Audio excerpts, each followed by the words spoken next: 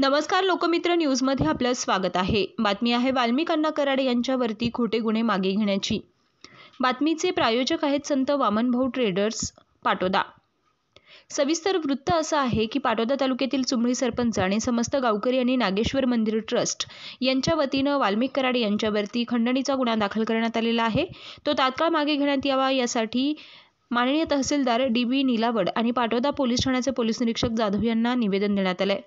या निवेदनात म्हटलं आहे की वाल्मिक कराड यांच्या मार्फत चुमळी गावामध्ये बरेच विकासाची कामं झालेली आहेत। तसेच गोरगरीब मुलींच्या लग्नासाठी सहकार्य असो किंवा आरोग्यासाठी मदत। कराड यांनी कधीच जातीपातीचं राजकारण न करता सर्व समाजात बांधिलकी राहून काम केलंय। परंतु काही लोकांनी त्यांच्यावरती खोटे आरोप करून बदनाम करण्याचा प्रयत्न केलेला आहे असं निवेदनात नमूद केलेलं आहे।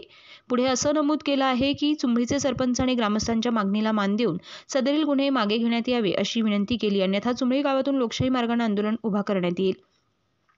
प्रतिलिपीमध्ये पोलीस निरीक्षक पोलीस स्टेशन पाटोदा, पोलीस अधीक्षक बीड, जिल्हाधिकारी बीड यांना देण्यात आलेला आहे। या निवेदनावर प्रवीण पवळ, शंकर पवळ, प्रफुल्ल पवळ, विनोद पवणे, भागवत सानप, सागर माणके, बापूराव पवळ, संभाजी पवळ, तामावे ढोले, तुकाराम पवळ, मोहन सोनावणे, विकास शिरसाट, विलास नागरगोजे, महादेव पवळ, तुकाराम खंडागळे, भगवान पवणे, सुदाम ढोले, बाळू पवळ, दादा पवणे, अनिल गोंदकर, नरहरी पवळ इत्यादी। माझं नाव रेश्मा हनुमंत पवळ, मी चुमळी गावची लोकनियुक्त सरपंच आहे। सर्वप्रथम मस्साजोग येथील सरपंच संतोष अण्णा देशमुख यांना भावपूर्ण श्रद्धांजली।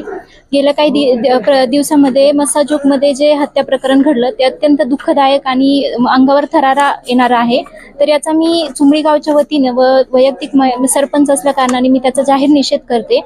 परंतु ह्या सर्व काही ह्या ज्या प्रकरणामध्ये विनाकारण माननीय श्री आदरणीय वाल्मिकजी अण्णा कराड यांचं नाव घेतलं जात आहे, कुठेतरी राजकारणाच्या पोटी किंवा वैयक्तिक काही द्वेषामधून त्यांचं नाव इथे आणलं जात आहे आणि जे त्यांच्यावर गुन्हे नसताना देखील ते खंडणीचा गुन्हा असेल किंवा काय असे अनेक गुन्हे त्यांच्यावर दाखल करण्यात आले आहेत। तर मी त्या गुन्ह्यांचा जाहीर निषेध करते। जो माणूस अर्ध्या रात्री किंवा स्वतः आजारी असताना देखील या गावातील किंवा कुठल्याही बीड जिल्ह्यातील म्हणा, परळी तालुक्यातील म्हणा किंवा जिथपर्यंत त्यांची पोहोच आहे तिथपर्यंत जनसामान्यांच्या मदतीला धावून जातो, त्यांची मदत करतो, अर्ध्या रात्री त्यांना मदत करतो, असा माणूस असं करणं शक्य नाही।